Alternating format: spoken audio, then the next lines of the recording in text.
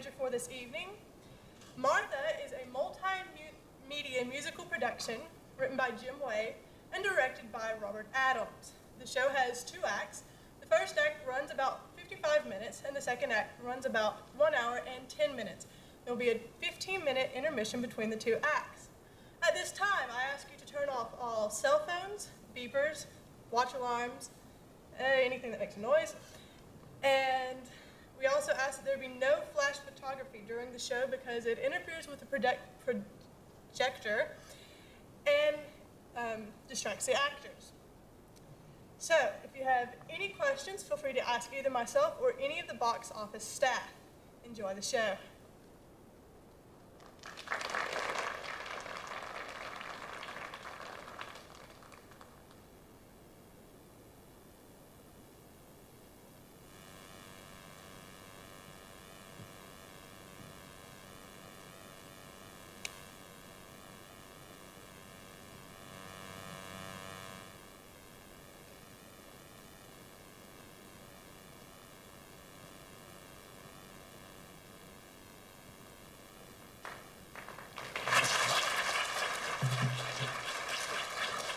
Good evening and welcome to Barry. More than a century ago, a young woman dared to dream that she could change the world.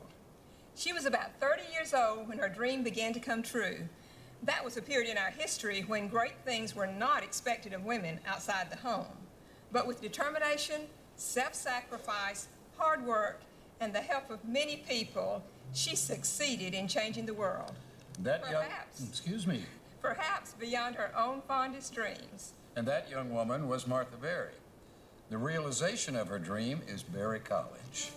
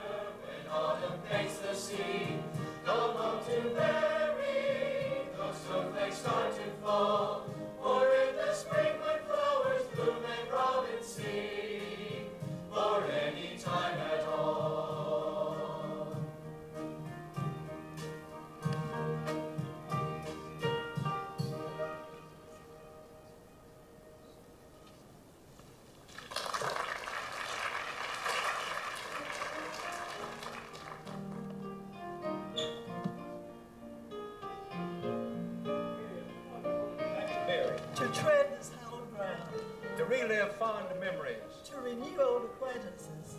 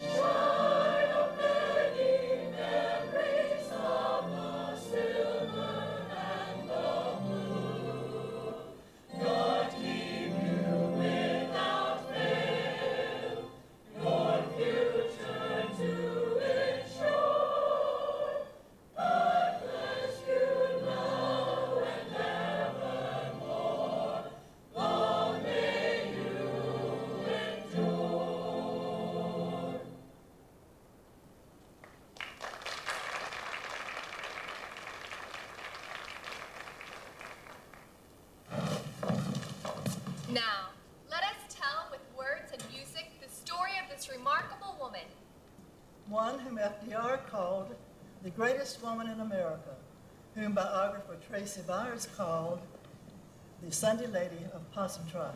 And whose life work Arnett Kane and with Inez Henry called Miracle in the Mountains. The first person upon whom the state legislature bestowed the title Distinguished Citizen of Georgia. Whom many called a Southern aristocrat, a natural leader, stubborn and strong-willed, a delightful woman. Some called her Martha Berry, others called her Miss Berry, while some simply called her Martha.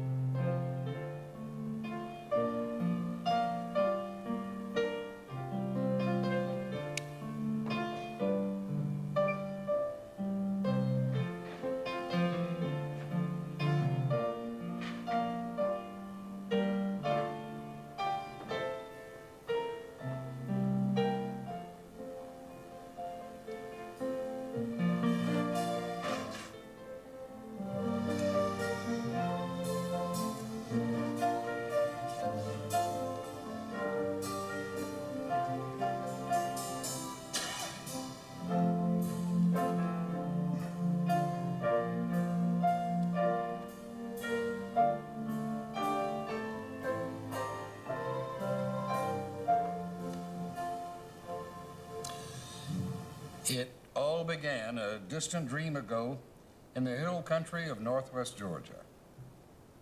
In 1866, Martha was born the second of 8 children to Francis and Thomas Berry, a prosperous cotton merchant and owner of a plantation on the banks of the Oostanala River near Rome.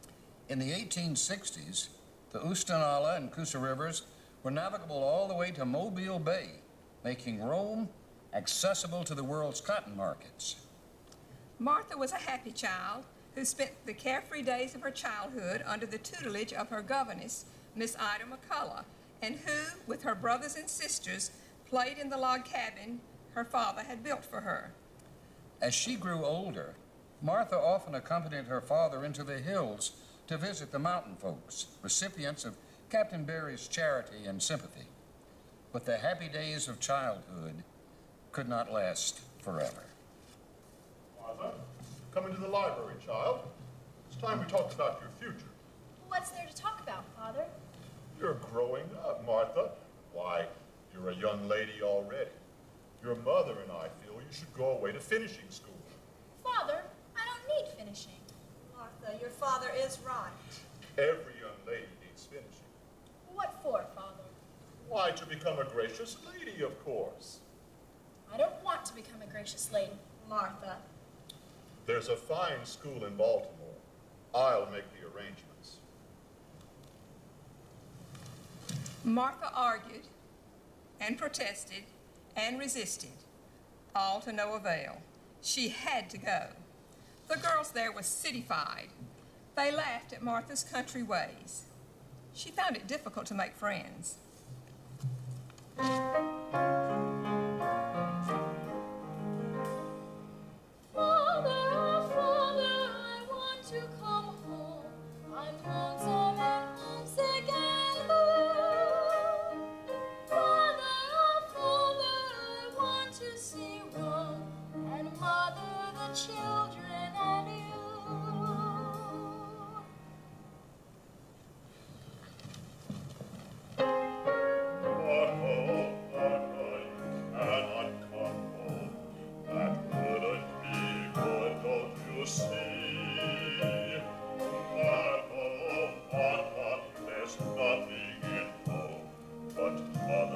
My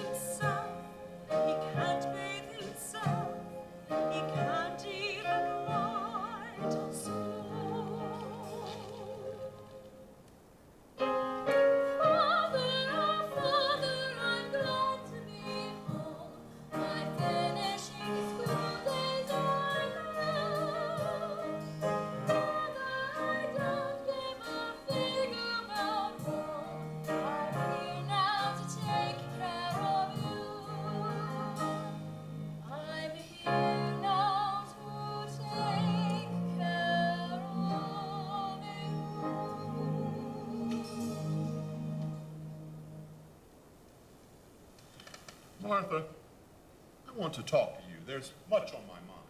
What is it, Father? Is something the matter? No, child, no. Then what? Well, I've seen how the young men are taking notice of you. Haven't you found anyone who measures up to your standards? Oh, Father. Martha, you're got to think of yourself, you know. There's got to be time for a social life. First things first, Father. Well, take care that you don't put that young man off. Oh, James. He's very nice, but he will wait. You're a good daughter, Martha, but a little too generous, I'm afraid. You're forever giving things away. Oh, the mountain folks.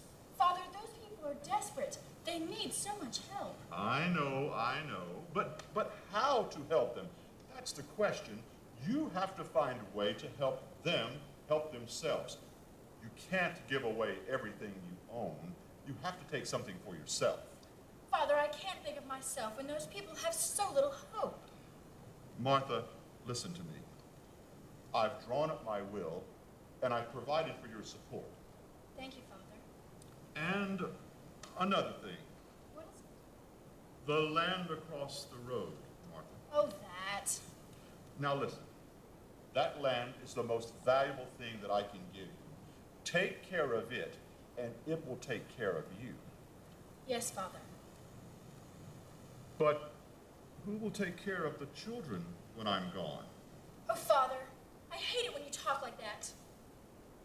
You're going to be around for a long time. At least 30 years. No, Martha. Not even 30 months. I was an old man before you were born. I've had a good life. I've had many fine friends, and more than my share of wealth.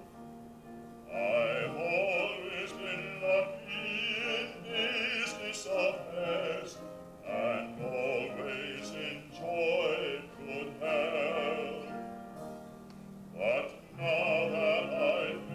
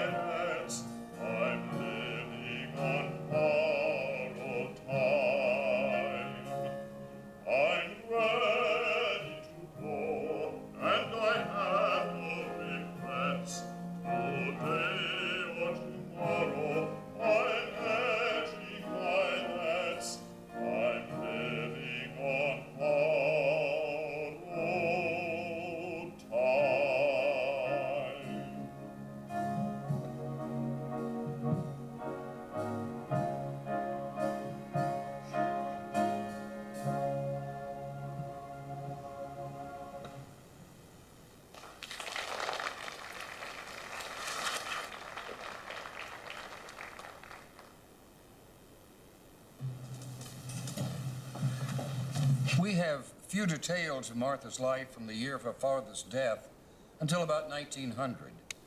What we do know is that after Captain Barry died, Martha once again sought out the Highlanders she and her father had often visited. With Roni hitched to her buggy, she began riding farther and farther into the mountains of northwest Georgia. At every turn, Martha encountered desperate people in the grip of poverty, with primitive tools and silent resignation trying to eke out a living on barren land. Her heart went out to them. As the years passed, Martha seemed to be on some ill-defined mission to help the mountain people. Then on a Sunday afternoon near the turn of the century, Martha whiled away the afternoon in the log cabin which had been her childhood playhouse. As Martha played the melodeon, she thought she heard voices. She looked out and saw several young children. She invited the children in and read Bible stories and taught them, line by line, the words and music to one of the old hymns that she loved.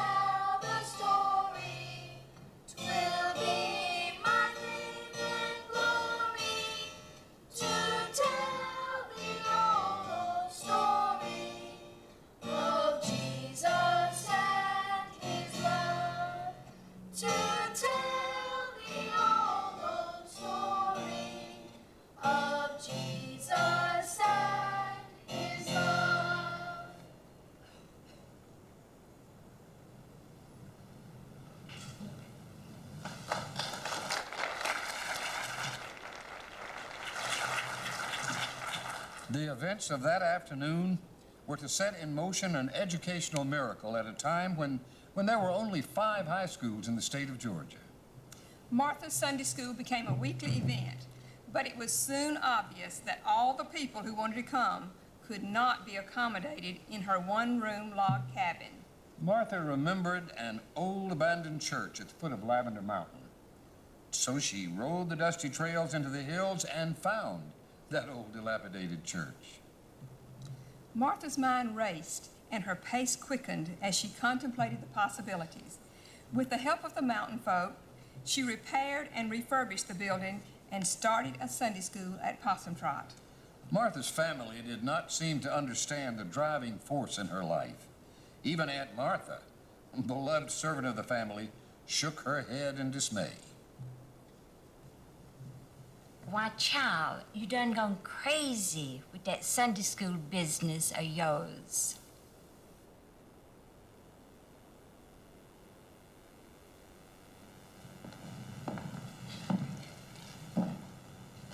James? Don't be coy, Martha. But James, the children are spying on us. So what? We are betrothed. Yes, I know. Martha, can't we set the date for our wedding? My, what's the hurry? There doesn't seem to be any hurry. We've been betrothed as long as I can remember. My, how you exaggerate. Martha, we're both well past 30. So? So we're not getting any younger. Well, couldn't you wait just a little longer? Well, I could wait a little longer if you would set the date. James, that's impossible. My work has just begun. And what about my work? Well, couldn't you accommodate your work to fit mine? No, Martha. If I did that, I would just be Mr. Martha Barry.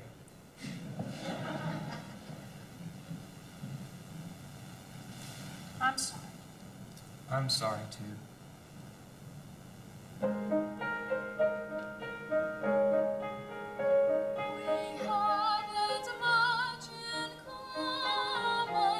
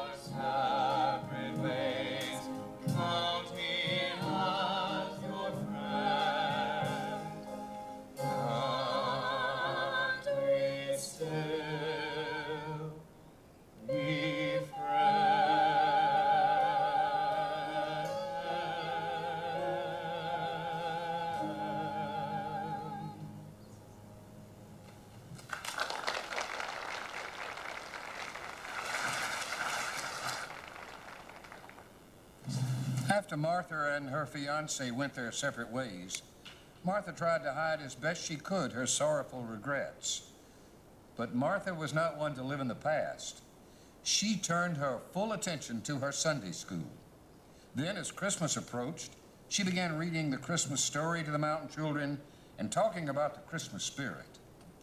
She asked the children what Christmas was like in their homes and was astonished when some of them told her they had never even seen a Christmas tree. Martha promised the children a Christmas party with a beautiful Christmas tree. The children came with their parents, and the party was a big success. Martha vowed then and there that there would always be a Christmas celebration for her children. Martha was once again in high spirits. In a buggy drawn by Roni, she rode into the mountains and began organizing Sunday schools. Roni became the Sunday school pony. By the early 1900s, Martha had 5 Sunday schools going in the pockets and hollows of Floyd County. But she quickly realized that Sunday schools were not enough, that the mountain children must be taught to read, write, and become competent with figures. So Martha decided to start a day school. With a few $100s worth of material, the boys built a schoolhouse on the land that her father had given her. Martha was painfully aware of her limitations as an educator. Someone told her of a young woman with impressive credentials, a graduate of Stanford. Holding out little hope, Martha wrote to her. Dear Miss Brewster, would you consider joining me in my school for boys here in the foothills of the Blue Ridge Mountains? I must tell you frankly, I can pay you very little. And another thing, Miss Brewster, it's not your ordinary school. After many letters between them, Martha waited anxiously for Miss Brewster's decision. Finally, the long-awaited letter came. Miss Brewster accepted Martha's challenge. She did not seem concerned about the salary, and that was music to Martha's ears. Oh. Although satisfied, Martha? She was apprehensive, as a matter of fact. What if Miss Brewster is too critical? What if she looks too young? What if she lacks authority? What if... But excitement abounded as Martha and the students rolled out the welcome mat.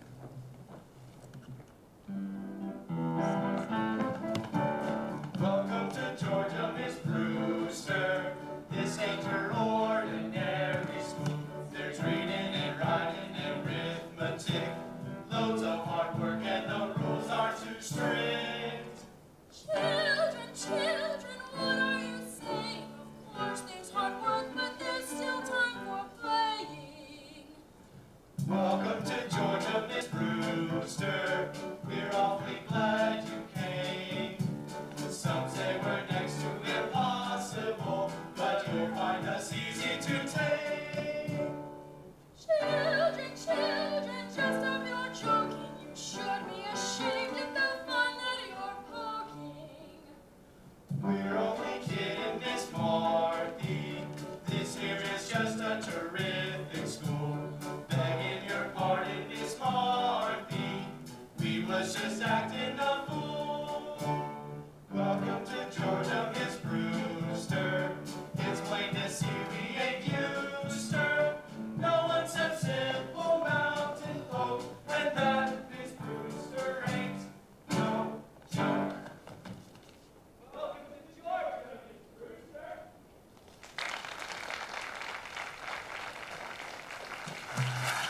When Martha saw Miss Brewster for the first time, she knew she had made the right decision.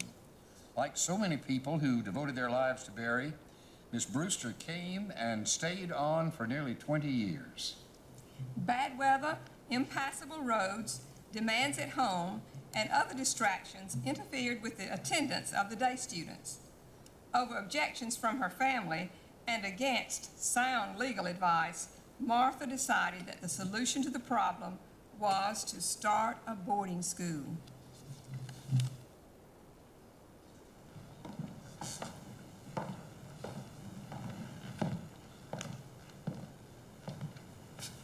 Good morning, Judge Wright.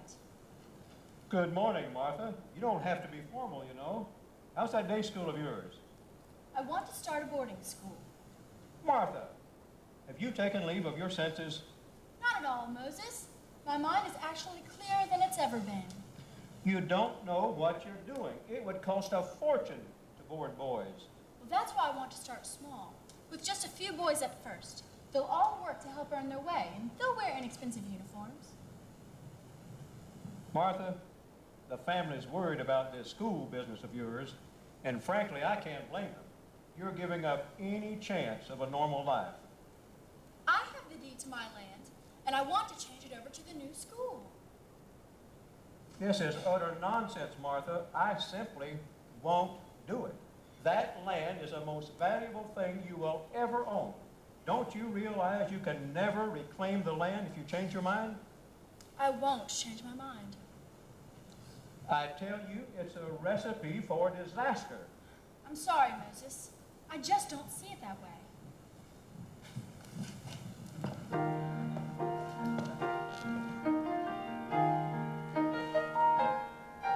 The future lies before me like an open road.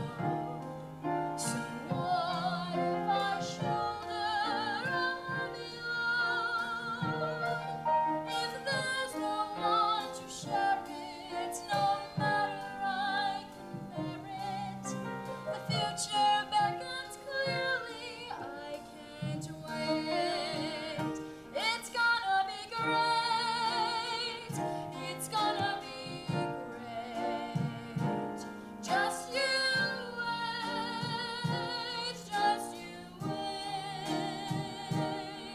The future's gonna be great. It's gonna be great. Just you wait.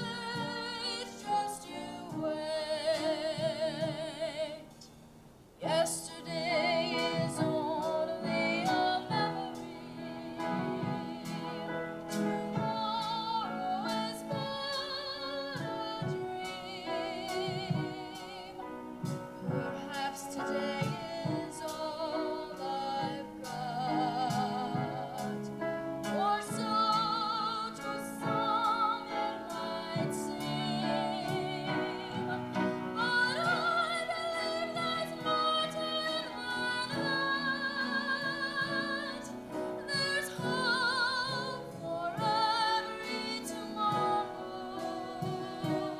and whatever I need that I don't have, I'll buy or beg or borrow. It's gonna be great. It's gonna be great. Just you wait. Just you wait. The future's gonna be great. It's gonna be great. Just you wait. Just you wait. Just you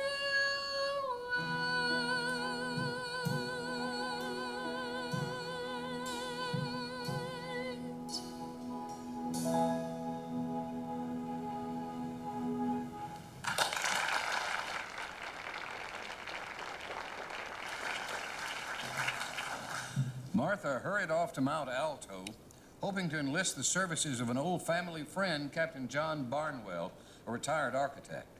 She found him sitting under a tree in front of a simple house. When Martha approached, he closed the Bible and greeted her. I do hope you'll help us, sir. We need classrooms and dormitories, and you're just the person to design them. My working days are over, my child. I have retired with enough money to meet all my needs, and I intend to spend the rest of my life reading and meditating. Splendid! You can read and meditate under the trees on my campus, while you're not drawing up plans, that is. Besides, I have no money to offer you anyhow. This school of yours, it will be a Christian school, is that right? Oh yes, but not sectarian. I intend for it to be completely interdenominational. I see. You are a dreamer, my child. I want a steeple on every building and a big, beautiful gate. The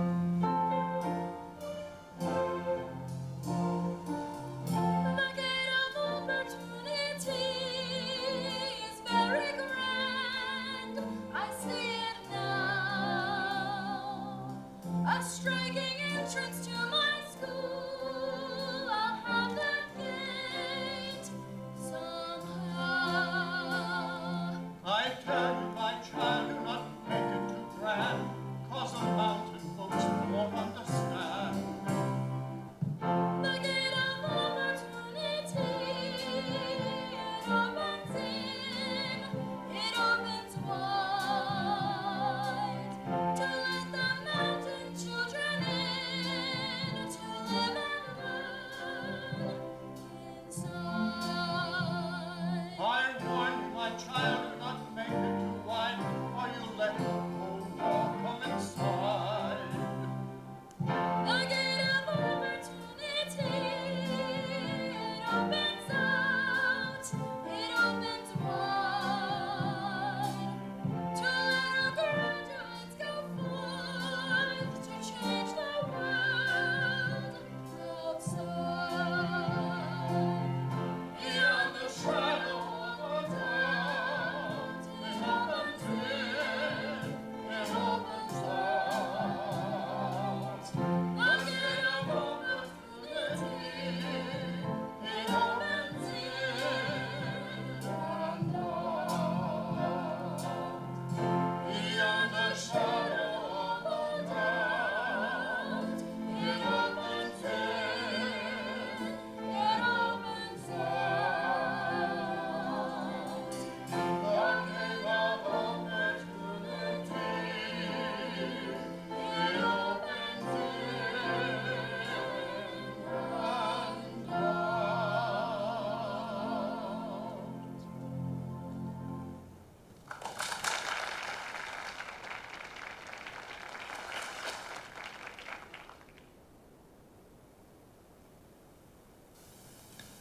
Captain Barnwell could not prevail. Martha got her gate. The first main gate was indeed a striking entrance to the school. It was located on Redmond Road near a pass through the woods, later called the Crack of Opportunity, made famous by boys who sneaked off into town. When you're the dean, sometimes you have to look the other way. Sam Henry Cook, Dean. Martha also got her buildings, rustic log cabins, 13 of them in all. The Gate of Opportunity has a history of its own. Sometimes before 1908, the original gate on Redmond Road was moved to the southeast corner of the campus on Highway 27. Martha christened it the Gate of Opportunity. The gate has undergone many changes through the years.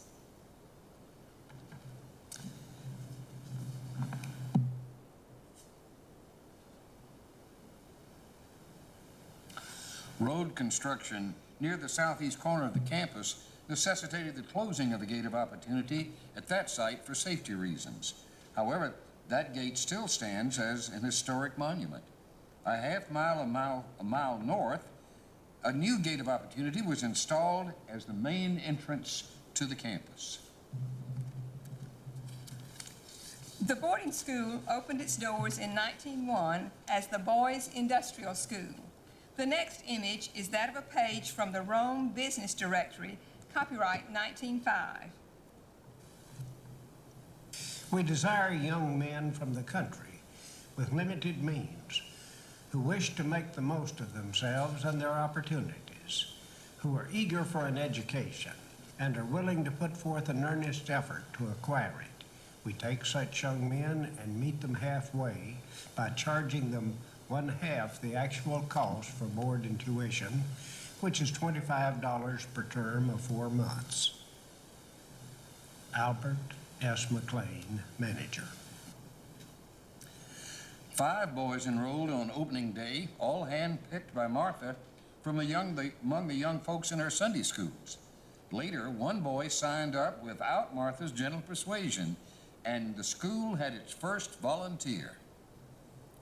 At year's end, there were 13 boys in attendance, ranging in age from late teens to the early 20s.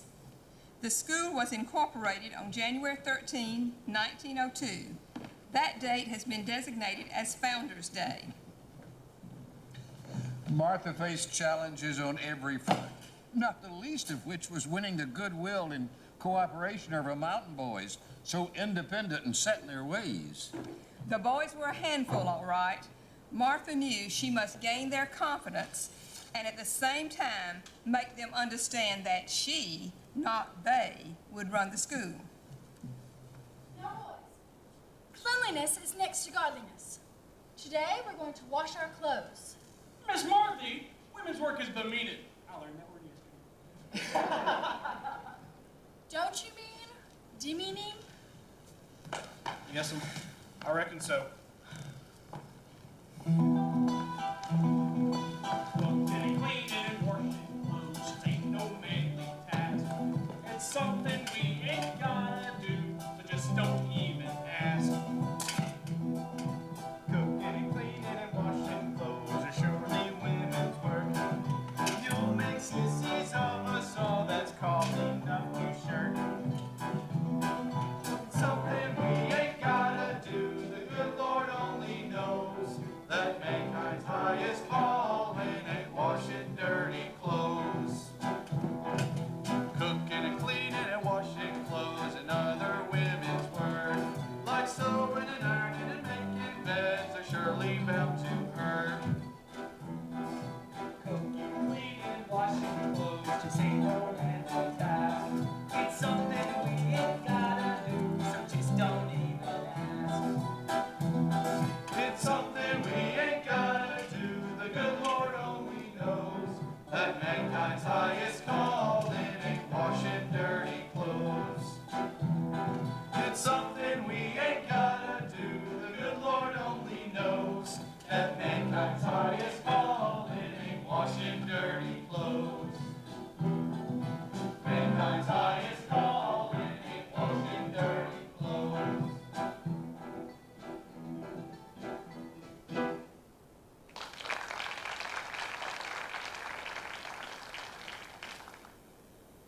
Homespun psychology, Martha shamed the boys as she started to wash the clothes herself. After some awkward moments, one of the boys stepped forward and took over. The other boys joined in. Martha had won that round. The needs of the fledgling school seemed endless. Martha often did not know how she would put food on the table. Notwithstanding private doubts, Martha put up a brave front. The motto on her desk was a constant reminder that prayer changes things. But not all of Martha's problems had to do with money. The well-being of her young charges was of paramount concern. She once risked her own health to care for a young student thought to have been stricken with smallpox. Fortunately, the initial diagnosis was wrong. The boy had measles and pneumonia, not smallpox. Measles, however, spread like wildfire through the student body. But the malady that struck like the plague was homesickness, and Martha had a remedy for that. After the day's work and study were done, she would gather students and staff around a cozy log fire to play games, tell stories, and sing. She made her boys feel as if they were a part of her dreams. She encouraged them to talk about their hopes and dreams and tell about their life back home. My family lives on Lavender Mountain. Oh, oh, what do you know? So many young ones we couldn't count.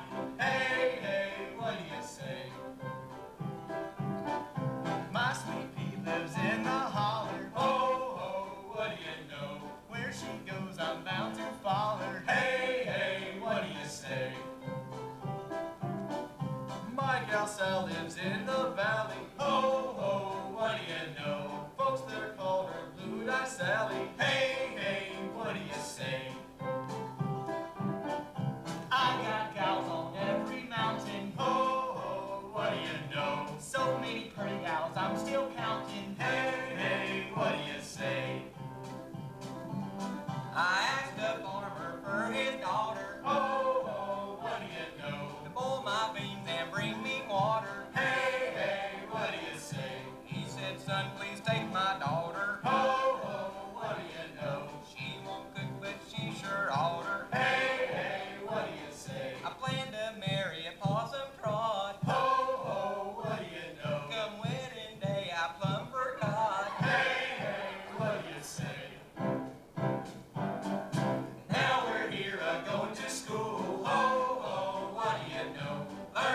got to be no fool. Hey, hey, what do you say? What do you say? What do you say?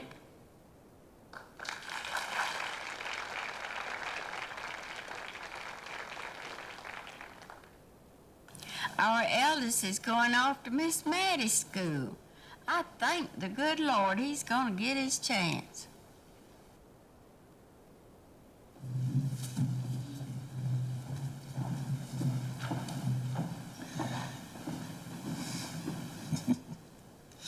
Inclement weather threatened to mar the commencement exercises of 1905, but not even a downpour could dampen the spirits of the crowd who came in wagons, buggies, and on foot.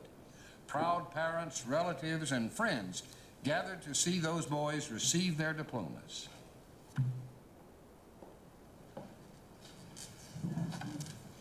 Distinguished guests, trustees, faculty, families, and members of the graduating class of 1905, I must say just a few words before we continue with our ceremony. A few days ago, our beautiful schoolhouse burned down, but we have survived, and today we are meeting under a borrowed tent. Last year, Clayton Henson was graduated in a class of 1. This year, there are 5 graduates. Gordon Cowan is our valedictorian, and he will speak presently.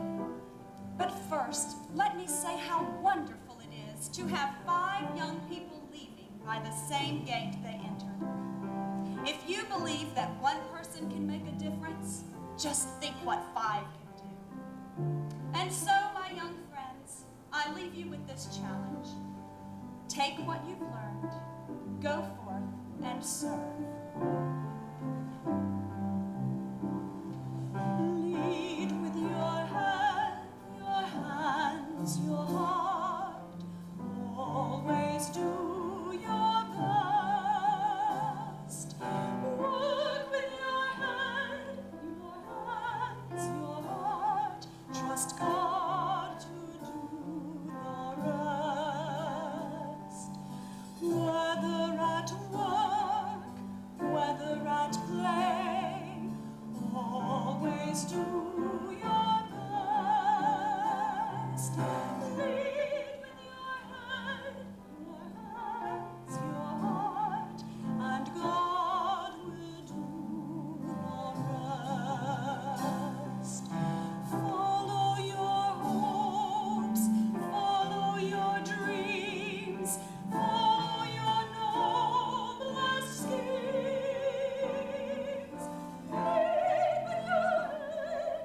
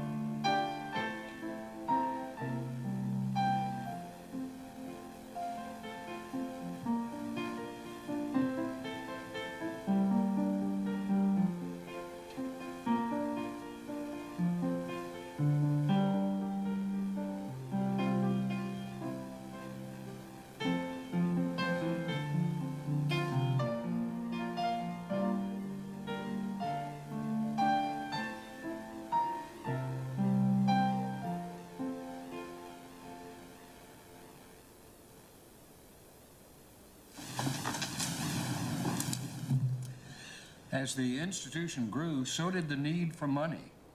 Fighting off fatigue and respiratory ailments, Martha was constantly on the go, making friends and garnering support for her school.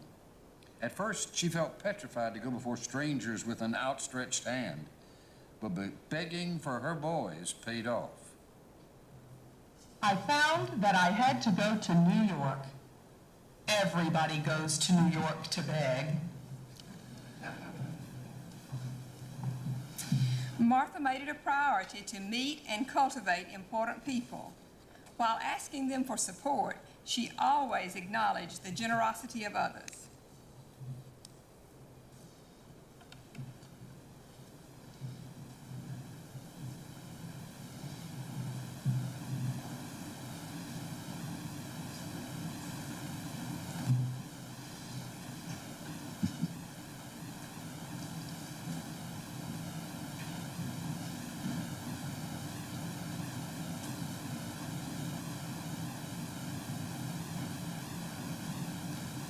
The loveliest woman came to see us and gave us a steam laundry. And then, like boys will do, they were perfectly calm to work in that steam laundry. Students came bringing with them whatever they could to help with their tuition. One boy brought a yoke of oxen. Another brought a cow. Still another brought a pig. Parents gave what they could, nickels here, dimes there, sometimes quarters, occasionally $1. But it all added up. It was all badly needed. Look here, Miss Berry, we are in serious financial trouble. It looks like we may have to shut down the school. I assure you, Mr. Egan, we will not be messed up because of money. We just can't stop now. Call a chapel, Mr. Egan. Everyone must know that we have a financial crisis on our hands.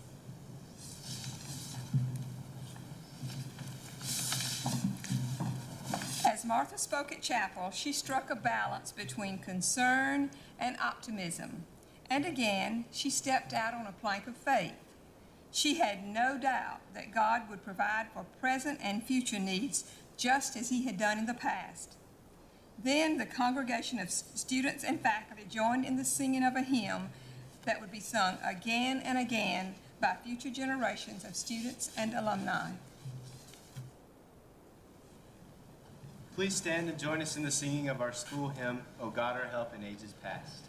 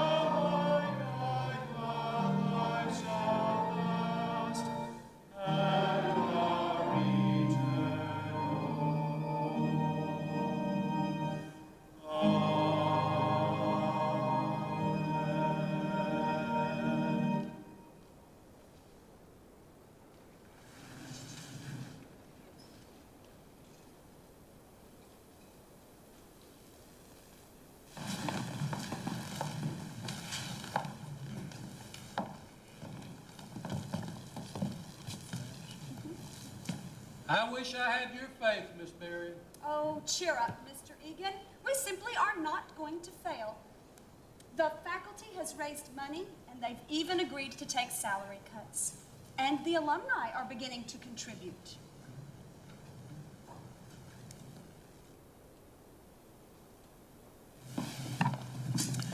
It was touch and go for the young school. Martha faced challenges on every front. She taxed her physical strength to the limit. To make matters worse, her sources of funds practically dried up as the country sank into the economic depression of 1907. Martha was near despair. She often did not know how she would put bread on the table. I started out with boys. I thought boys could do more work than girls. If I had known how much boys eat, I would have taken girls.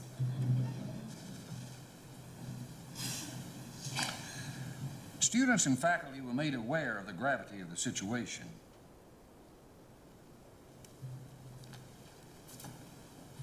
We've tightened our belts, and we'll just have to tighten them some more.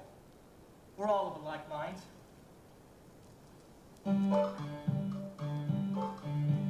We're pinching pennies and nickels and dimes, spending both sides of the dollar. We're scrimping and saving and squeezing, making George Washington holler.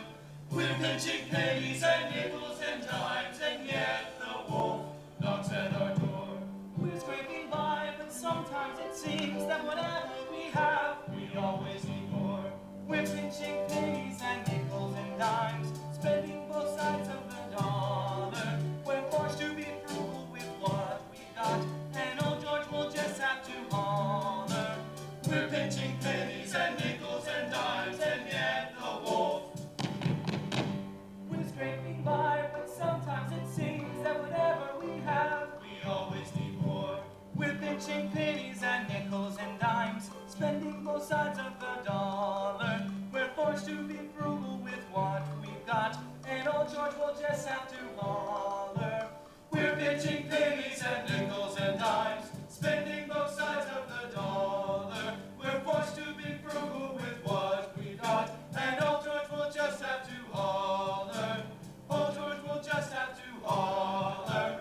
Old George will just have to holler. Old George will just have to holler.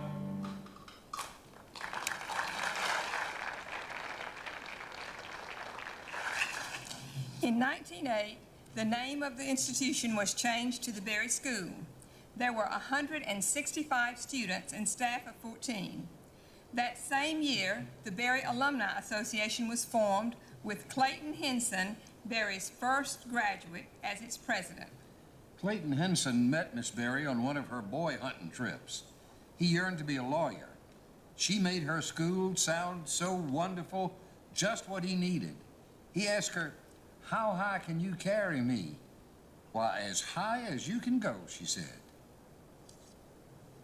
I wrote to the president of Davidson College to send me a young man to teach mathematics, history, English, and athletics, to stay in the dormitories to teach good behavior, preside in the dining hall to teach courtesy. A man who didn't have any bad habits. The president wrote back that there were no angels in the world, but he would send her the nearest he had, red-haired Sam Henry Cook. Dr. Cook lived up to the recommendation.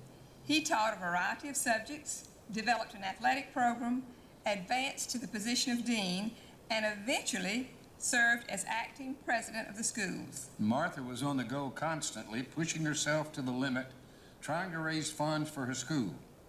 In Washington, she was a guest of President Theodore Roosevelt at the White House. As she told the president about her school, Martha casually mentioned that her boys were urging her to admit girls. You do that, Miss Berry. It's bully. Give those girls down there the same opportunity you've given the boys. When I'm done here in Washington, I'll come to Georgia and see for myself that wonderful school of yours. I say, Miss Berry, Mrs. Roosevelt and I are having a dinner tomorrow night. I'd like you to tell our guests the things you've told me. There will be influential people there. What do you say? Of course, Martha said yes. At the president's dinner, Martha made many new friends for the Berry School. Then she was off to New York, where she spoke to women's clubs, church congregations, and individuals. In fact, she spoke to almost anyone who would listen to her tell about her school in the mountains of Georgia. But Martha's strength began to fail. She came down with a severe cold, which she could not shake off, and took to her bed in the boarding house. Then pneumonia set in. But when Martha returned to Georgia for much-needed rest and recuperation, she found it difficult to stay in bed. There was so much to be done. Dear Mr. Carnegie, you have set for me a task which I gladly accept. Raising $25,000 to match your thoughtful gift will be a challenge, but I have never shrunk from challenges, and I shall not do so now.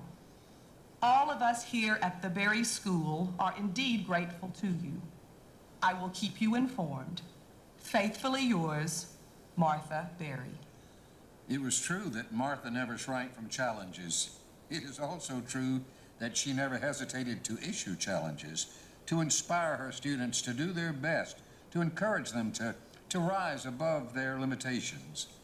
One such student was Eugene Gunby, later to become a successful attorney and prominent judge. Dear President Roosevelt, I can hardly put into words my thanks for your gracious hospitality on my recent visit to Washington. You have opened doors for me that might have otherwise remained closed forever. Your encouragement spurs me to admit girls to the Berry School. I shall ask my Board of Trustees for their approval. Please convey my best wishes to Mrs. Roosevelt. I look forward to your visit. Sincerely, Martha Berry. So Martha convened her Board of Trustees to propose the creation of a school for girls.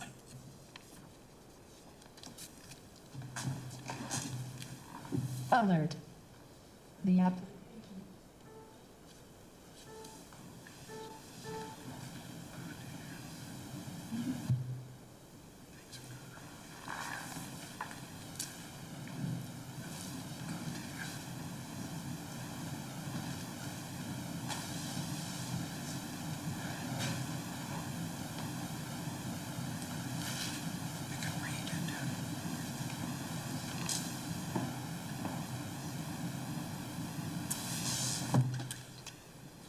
I think perhaps you can tell there seems to be a small problem, which I'm quite certain will be straightened out very quickly. I hope.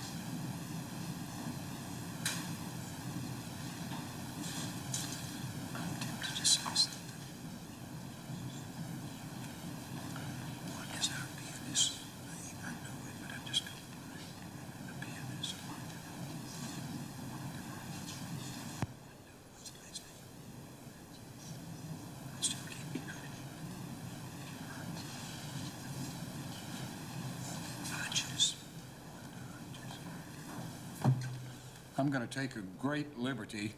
I happen to have met, well, maybe I won't have to. Yes, I will. I guess you're just being thoughtful up there. I was going to hide in the dark as I made up a few things to say.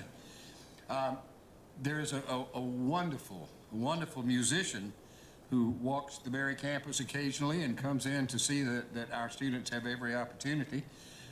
I've known her for a long time, but have been even more impressed during the rehearsal period here. And incidentally, during the rehearsal period and during the shows, nothing like this has gone wrong, and it is something I'm quite positive is no one's fault. My son could tell you that if I turn a computer on at home, I'm fortunate if there is a blue light. So I have no expertise here, but I'm fully confident in those who have been working at it. But the young lady that I have been bragging about is sitting back there, and Miss Wanda Hodges is absolutely a fantastic musician. And are we ready? No? Are we okay? Yes. Thank goodness. Would you like to play another time, Wanda? Thank you.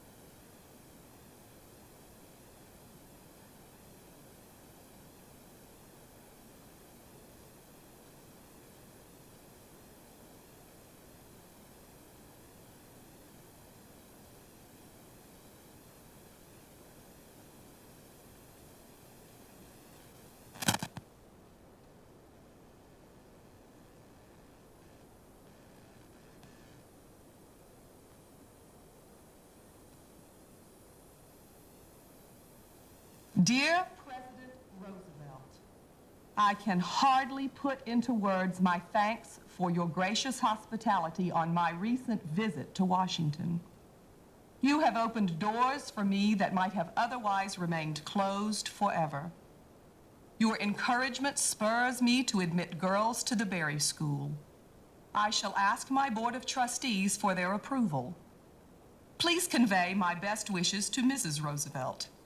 I look forward to your visit. Sincerely, Martha Berry.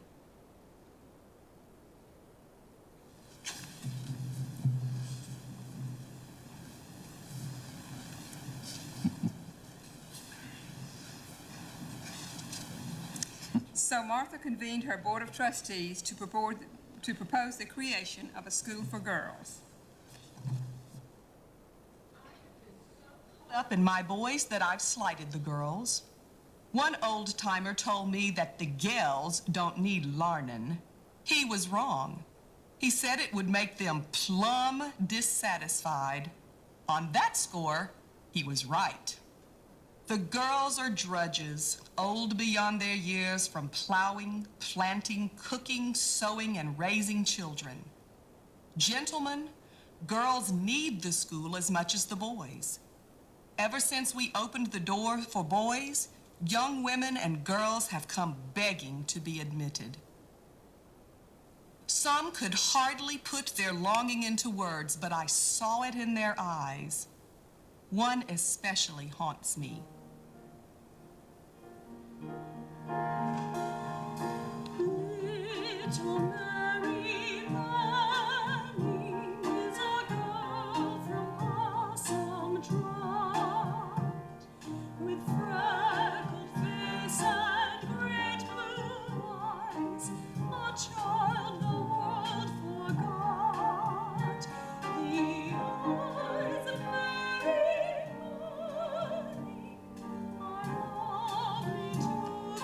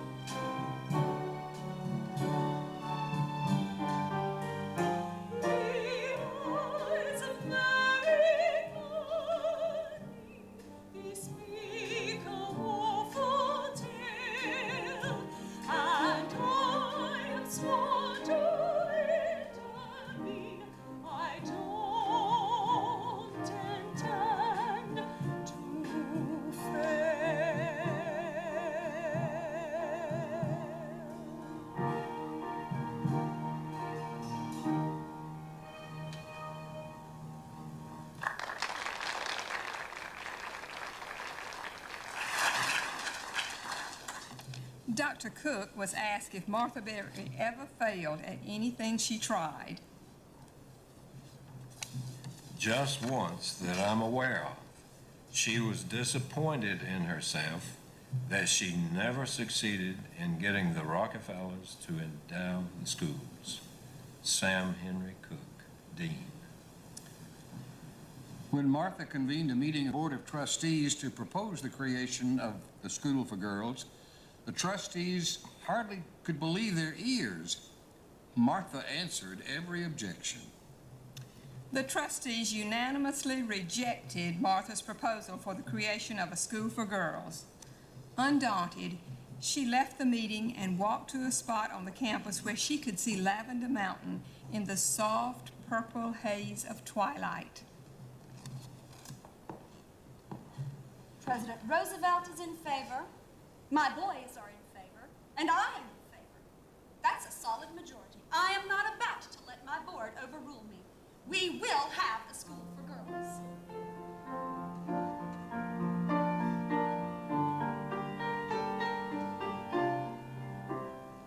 I will lift up mine eyes unto the hills, from whence cometh my help.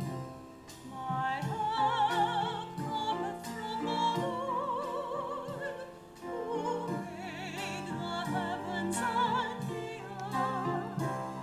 My nation is her midst.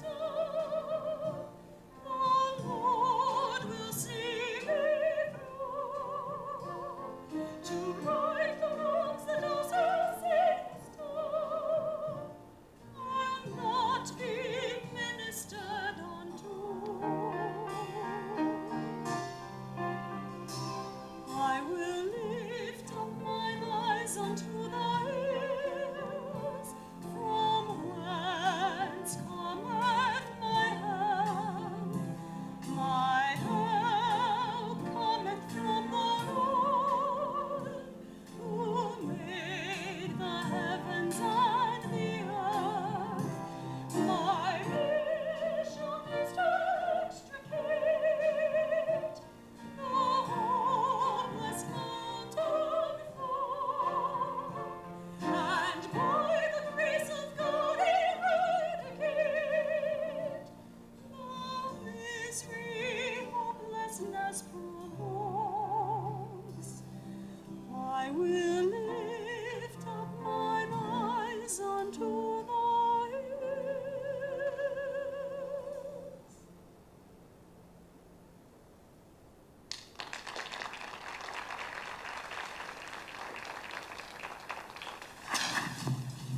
Not to be ministered unto, but to minister became the school motto. Although their sentiment is essentially the same, Martha liked not to be ministered unto better than be a lifter, not a leaner, a phrase attributed to President Roosevelt and favored by some. Forging ahead, Martha put out the word that she was looking for a dean of girls. Many applied, and Martha selected Miss Alberta Patterson. When Miss Patterson asked to see the girls' school, Martha showed her a pile of logs. Never mind that the school for girls was still a dream. On Thanksgiving Day in 1909, the Martha Berry School for Girls opened its doors.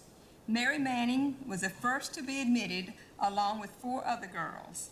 They were quartered in a log cabin called Sunshine Shanty, now Louise Hall. All the students work a few hours each day, combining useful labor with study. Uniforms were required to obviate any appearance that some students might be more or less well off than others. Until 1962, all students wore uniforms. Over the years, students, particularly women, wore a variety of uniforms.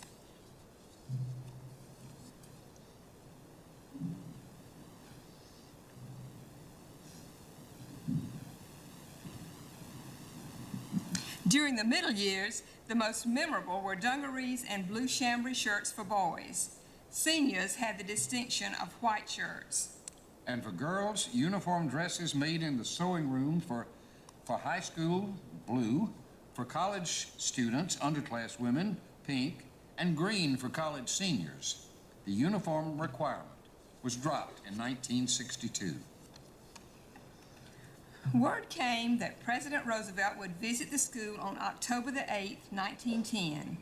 In the early morning hours of the day of his arrival, it began to rain and continued until the roads on the campus were a mess. As the welcoming party awaited the president's arrival, Martha was fit to be tied. When the president, holding up his trouser leg, bounded from the train, Martha tried to apologize. Don't worry about it, Miss Mary. It's bullying. It's a bully, bully rain you're having here today. But why should the weather stand in our way? It's a bully, bully rain as far as I can see. But a little rainy weather never bothered me. So don't you be discouraged by the bully, bully rain. After the showers, the sun will shine again. It's a bully, bully rain we're having here today. But why let weather stand in our way? It's a bully, bully rain. What more can I say? But a little rainy weather never bothered me. So don't you be discouraged by the bully, bully rain. After the showers, the sun will shine again. After the showers, the sun will shine again.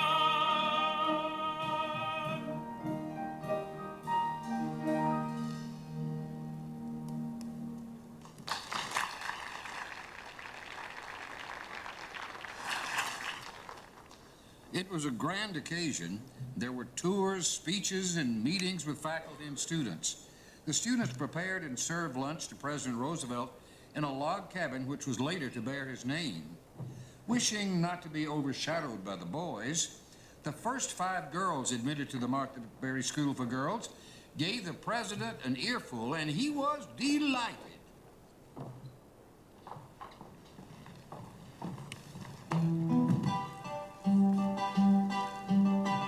We're 5 little girls in school, and there's something you should know.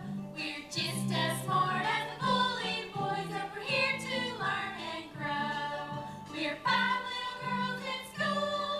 We are eager, strong, and bright. We work as good as the bullied boys, and we pull our weight all right. We're 5 little girls in school. We live by the golden rule. We'll do as good as the bullied boys, and we ain't nobody's fool. We're 5 little girls in school, and we're gonna make our mark. The Berry schools are a lot of fun, but they surely ain't no lark. We're 5 little girls in school. We live by the golden rule. We'll do as good as the bullied boys, and we ain't nobody's fool. We're 5 little girls in school, and we're gonna make our mark. The Berry schools are a lot of fun, but they surely ain't no lark. We're 5 little girls. We're 5 little girls. We're 5 little girls in school.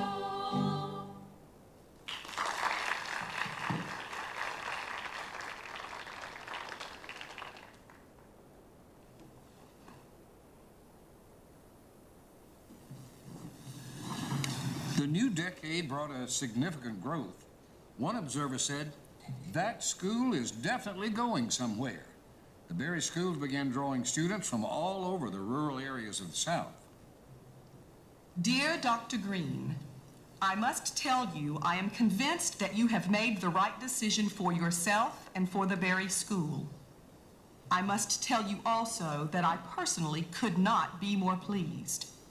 Your education and experience are ideally suited to the responsibilities of principal. Incidentally, I know you will be pleased to learn that we shall have the chapel after all. The donor wishes to remain anonymous. Sincerely yours, Martha Berry. The honor roll of people who may bury their life work seems endless.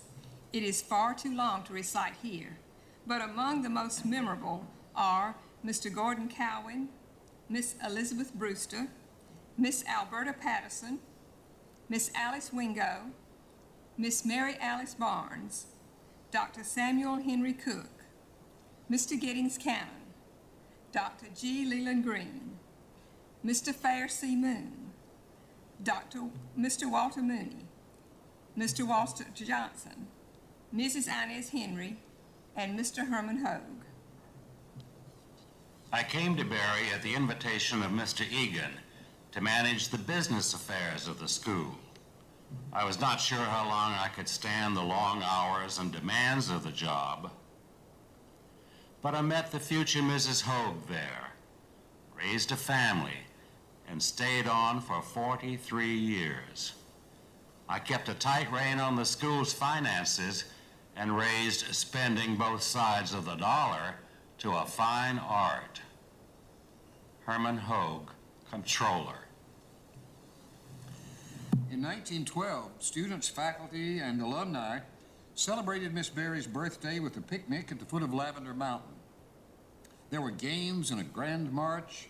It became customary for students to drop a penny for each year of their life into a basket as they formed for the grand march. The occasion was called Mountain Day, and a tradition began that has continued throughout the years. Mount Berry Chapel was one of the first brick buildings constructed on the Berry campus. The year was 1915. The chapel is a replica of Christ Church in Alexandria, Virginia, where George Washington worshiped. The boys, as they were called, ranged in ages from the early teens to the late 20s. Some of the younger ones were in classes ahead of the older ones, and many felt that that was plumb embarrassing. And Martha had the answer: separate the grammar school from the high school. In characteristic style, Martha informed her trustees that she intended to build a grammar school on land she had acquired at the foot of Lavender Mountain. In 1916, classes began at the Mountain School in an abandoned farmhouse. The first permanent building on the high school campus, the Mountain campus, was Pine Lodge. For 33 years, my father, a Berry graduate, Grady Hamrick, was superintendent of the boys' campus schools. I'm John Hamrick, high school class of 43.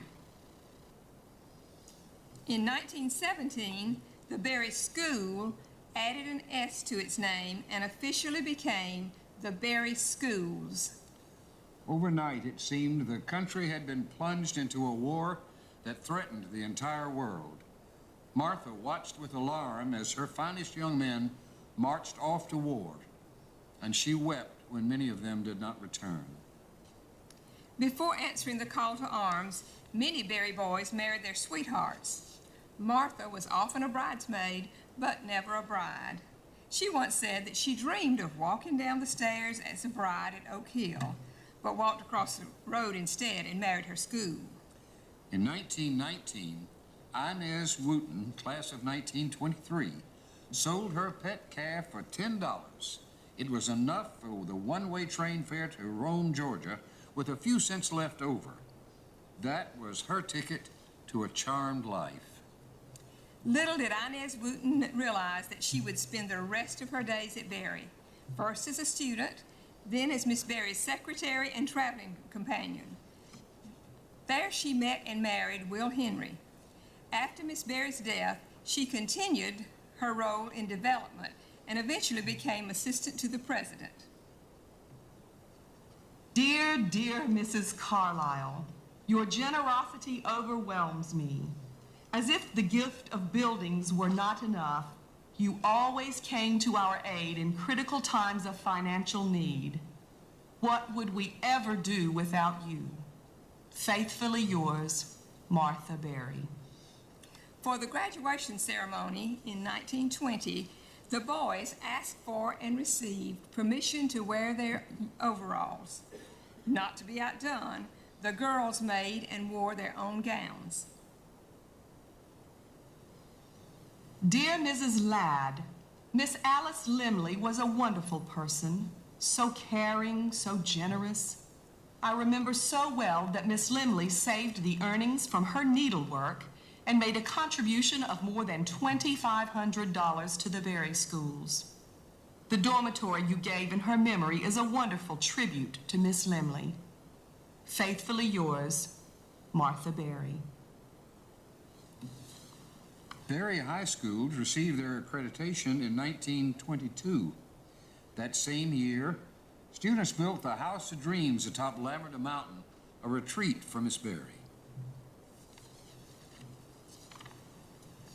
In 1921, Henry and Clara Ford visited Berry for the first time. Miss Berry had met Mr. Ford through her friendship with the Thomas A. Edisons. Mr. and Mrs. Ford returned to the Berry campus on many occasions. Well, Miss Berry, what do you think of my Model T? Well, Mr. Ford, I think it has changed the country. And what, Mr. Ford, do you think of my school? Why, Miss Berry, I think it's changed the country. There was a long-standing policy against ballroom dancing because it was felt that parents didn't want their girls mixing with the boys. But yielding to Mr. Ford's charm and persuasion, Miss Berry agreed to let him teach the students to dance. Oh, Henry, I don't think that's a good idea. Oh, nonsense, my dear. Come, let's go to the dance.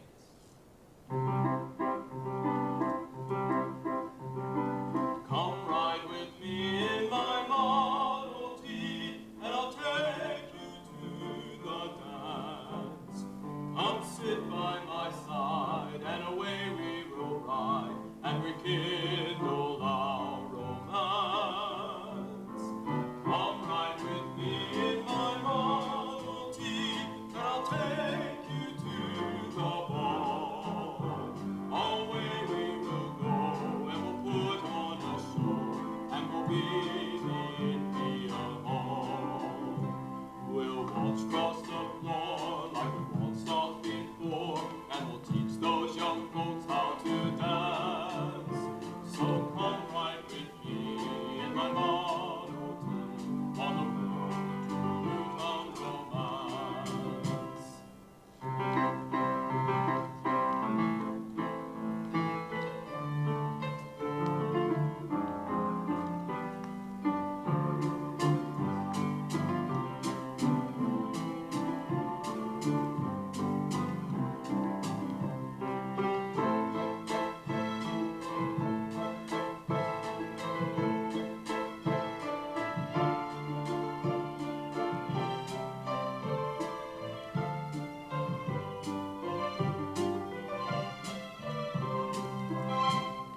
Come ride with me in my Model T, how I love that beautiful car.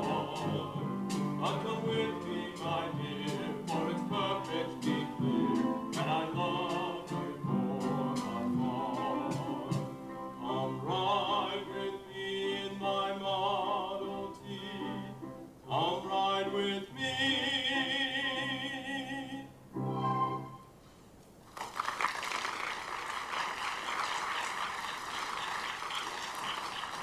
Callie, let's build them a girls' dormitory. Let's ask them to call it Clara Hall. Oh, I'd like that, Henry.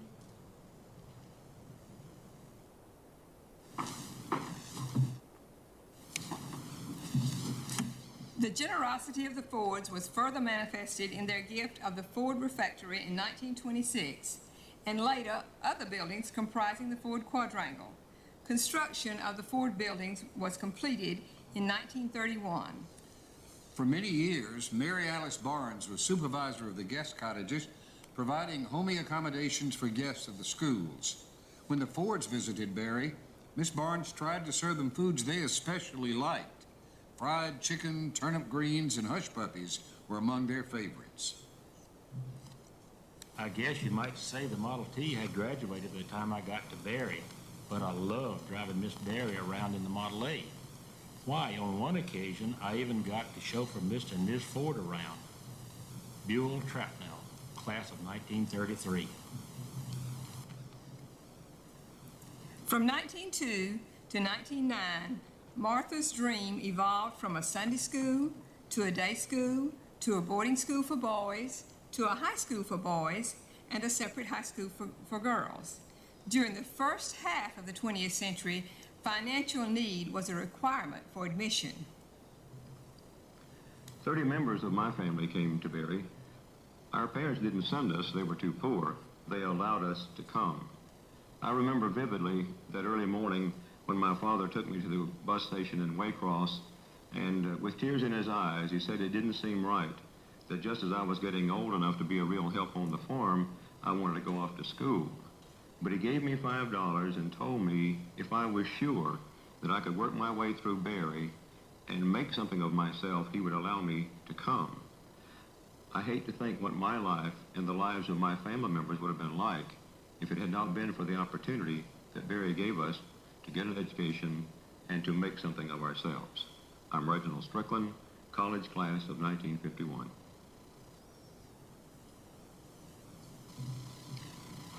My parents came from moral, loving families. When they came to Berry, their values were strengthened and reinforced. I feel that I'm guided by 4 families: my father's, my mother's, my parents, and Berry. This makes me feel a true product of the Berry schools. Martha Wyatt Bowen, high school class 1955, college 1959.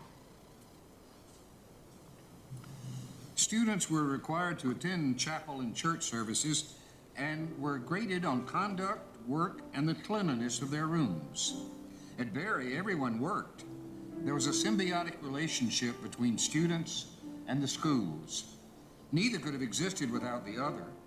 The schools became nearly self-sufficient from student labor, while students were beneficiaries of Martha Berry's bold experiment in education of the head, the heart, and the hand. Students worked at an amazing variety of jobs necessary to run the school. This series of slides shows that variety. Student labor, under the supervision of dedicated staff, made the school nearly self-sufficient.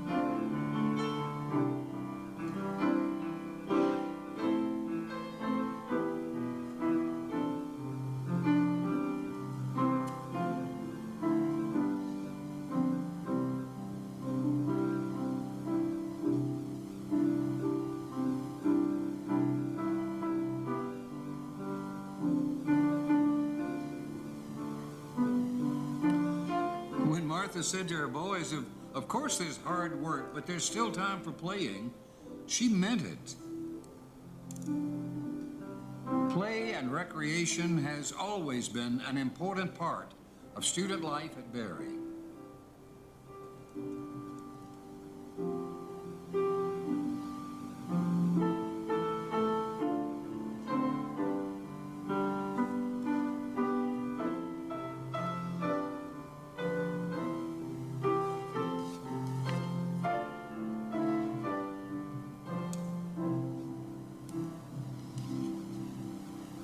At one point, the work requirement was changed from a few hours each day to 2 days a week. Thus, the new schedule was 4 days of classes and 2 days of work, for which each student earned room and board. Academically, students had to do in 4 days what would ordinarily have been done in 6. Summer work was provided for students who needed to earn tuition for the coming year. In 1926, Berry added a junior college, and Miss Berry was invited to the White House once again, where President Coolidge presented her with the Theodore Roosevelt Memorial Medal for Distinguished Service. In 1927, Berry's 25th anniversary was celebrated in New York with a banquet for 1,300 guests given by Mrs. Emily Vanderbilt Hammond, one of Berry's great supporters. Gifts totaling $100,000 were pledged to Berry. Mrs. Hammond's annual spring pilgrimages to Berry were important campus events for more than a quarter of a century. She came bringing influential friends who in turn became friends of Berry. As they were driven onto campus, always after dusk, Mrs. Hammond's pilgrim looked into the face of students illuminated by candles as they lined either side of the road from the gate of opportunity to the guest cottages. The candlelight procession was a sight not to be forgotten. In 1620, at a place called Plymouth Rock, there a band of pilgrims of hardy English stock landed in a brave new world on the American soil. Now landed by more than 300 years in the Houston on the shore. Miss Hammond and her pilgrims will soon be at our door, and we are here to welcome them, ready to light their way. The pilgrims have landed, but not single-handed. Miss Hammond is in command. She is the tour guide of the trip. She is the captain of the ship. The pilgrims have landed, but have not disbanded, and very, very soon they shall see Berry by candlelight, bright as the harvest moon. The pilgrims have landed, but not single-handed. Miss Hammond is in command. She is the tour guide of the trip. She is the captain of the ship. The pilgrims have landed, but have not disbanded, and very, very soon they shall see Berry by candlelight, bright as the harvest moon. They shall see Berry by candlelight, bright as the harvest moon.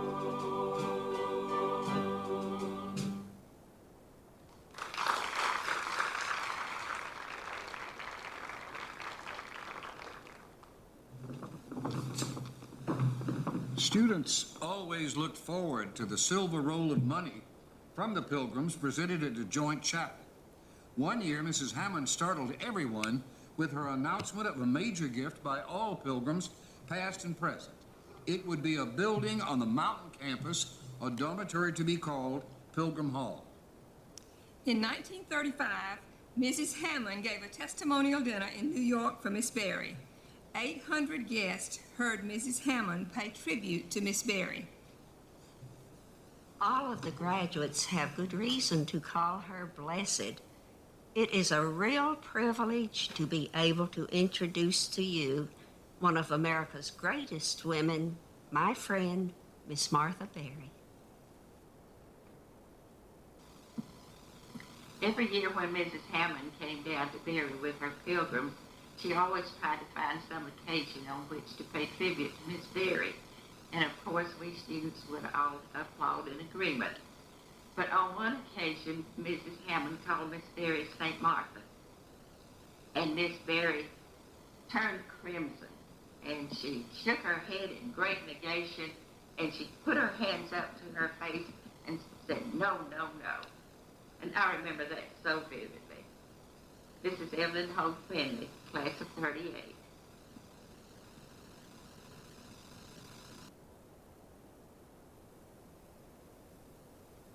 Dear Mr. and Mrs. Frost, it is snowing here today. The chapel is behind schedule, but we shall be ready for the dedication when you arrive.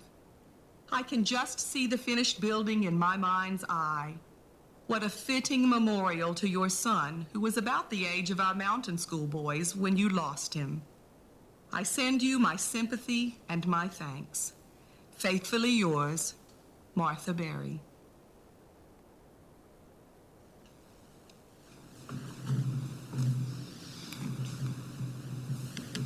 As the reputation of her beloved school grew, Martha Berry was a recipient of numerous honors and awards, among which were her presentation to King George and Queen Mary at the Court of St. James, and the naming of 2 wartime ships after her. Berry Schools expanded the junior college to a 4-year college in 1930. After weathering a world war and the Great Depression, the institution entered a period of tranquility and growth. Martha Berry seemed never to tire of telling the story of her school in the mountains of North Georgia. She had a firm grip on history and would often repair to her log cabin where it all began, there to play the old hymns on her melodeon and to reflect and dream by the fire.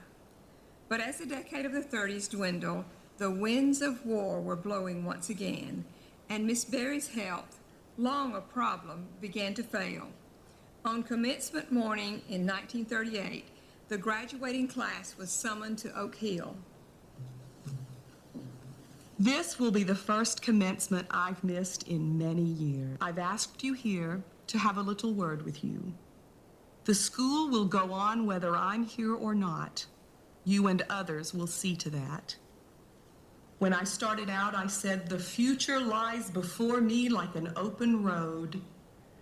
Now I say, the future lies before you like an open road. It will be all right. It is all right. Just remember that whatever you do and wherever you go, always do your best. Keep Berry in your hearts. Be proud of your school. Be as generous to your alma mater as your means permit. And remember, this is your home. Come home to Berry whenever you can.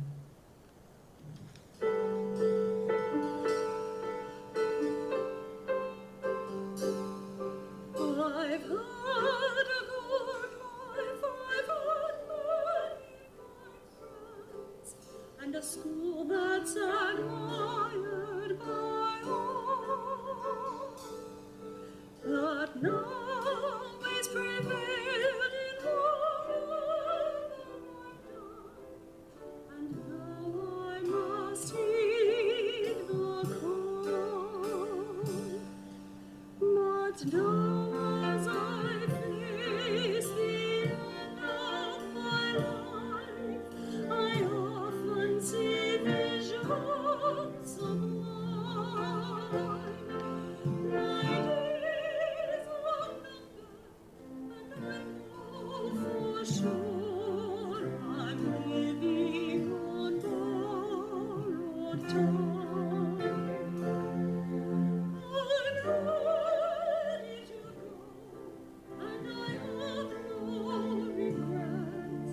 Today or tomorrow, I'm urging my words. I'm living on borrowed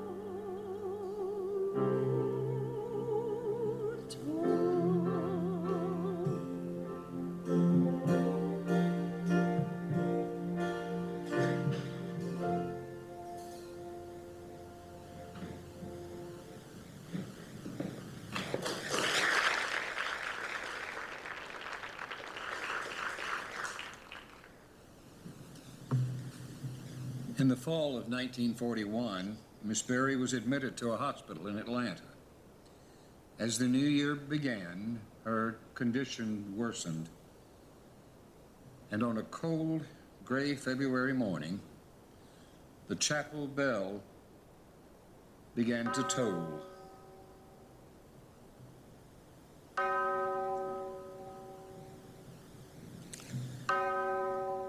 The somber sounds won for each year of her life, heralding the passing of Martha Berry at the age of 75.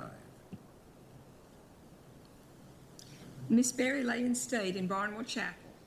Students, faculty, and friends came to pay their respects and say their goodbyes. I was a choir member at Miss Berry's funeral. Surely there was not a dry eye in the place. We were witnesses to the passing of a special lady and a giant in her field. We all felt a great loss. I am Earl Devane, college class of 1944. My father, Dr. G. Leland Green, was Berry's first president.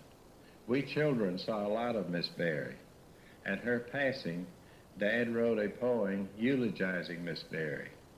He called it The Flame and inscribed it to M.B. Randolph Green, class of 1941.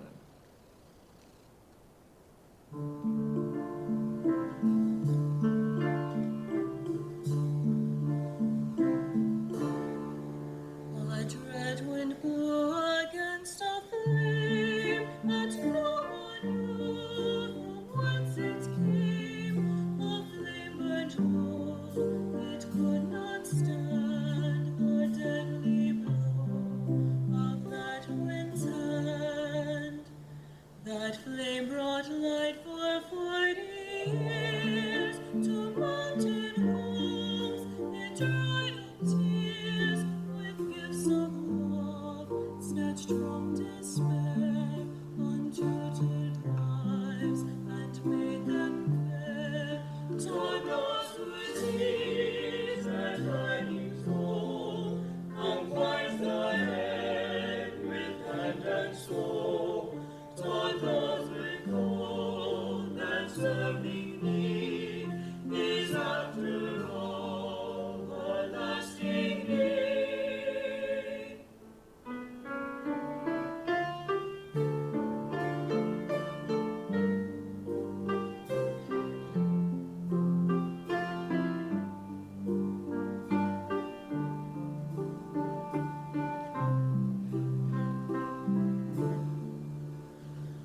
A dread wind blew against a flame, and no one knew from whence it came. The flame is gone, whatever it went. It touched with fire a continent. It touched with fire a continent.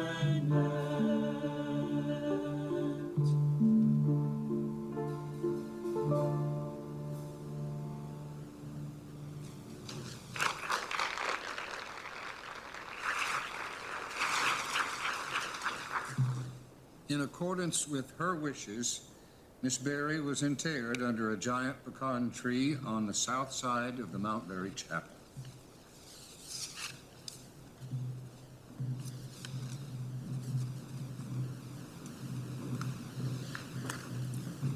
After Miss Berry's death, Mr. Gordon Cowan, a Berry graduate, longtime staff member, and advisor to Miss Berry, assumed her post as director according to her wishes.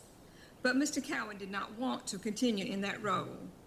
After he left the post in 1944, the position of director was discontinued. Although she is gone, Martha Berry's dream lives on.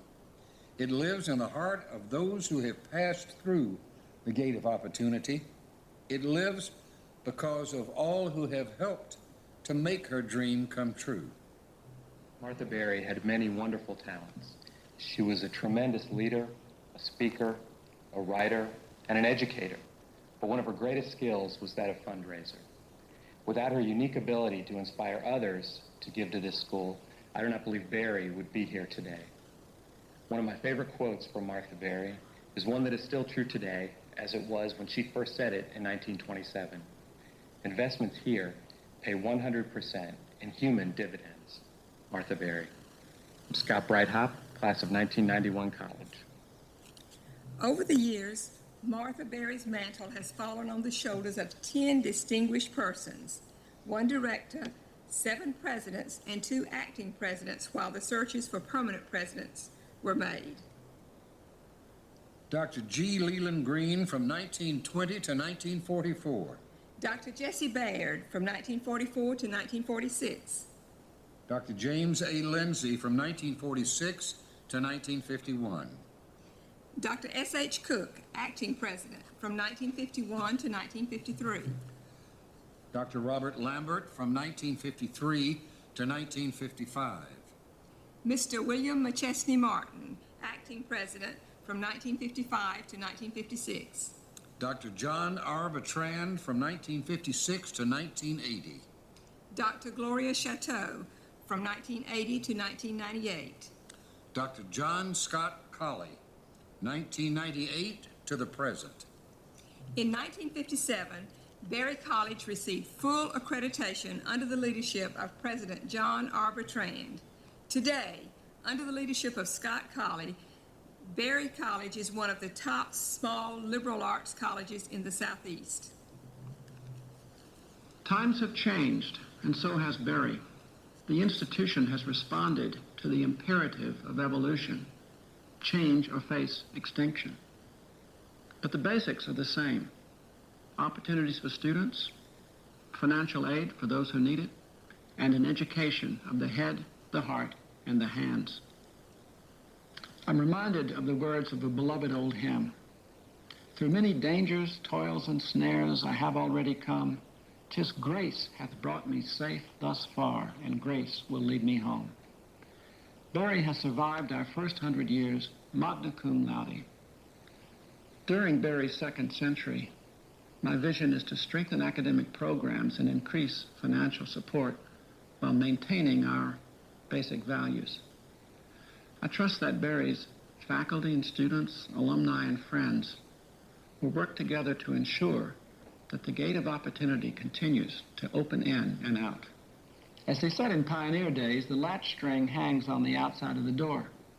So we'd love for you to visit Berry. Come to see us on campus. And to the alumni, let me urge you to come home to Berry as often as you can. Come home to Berry when summer grass is green, or in October when autumn paints the scene. Come home to Berry, those snowflakes start to fall, or in the spring when dogwoods and azaleas bloom, or any time at all.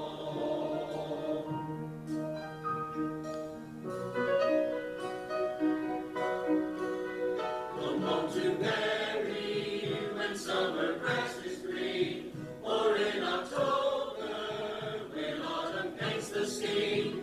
Come home to Berry, those snowflakes start to fall, or in the spring when flowers bloom and robins sing, or any time at all.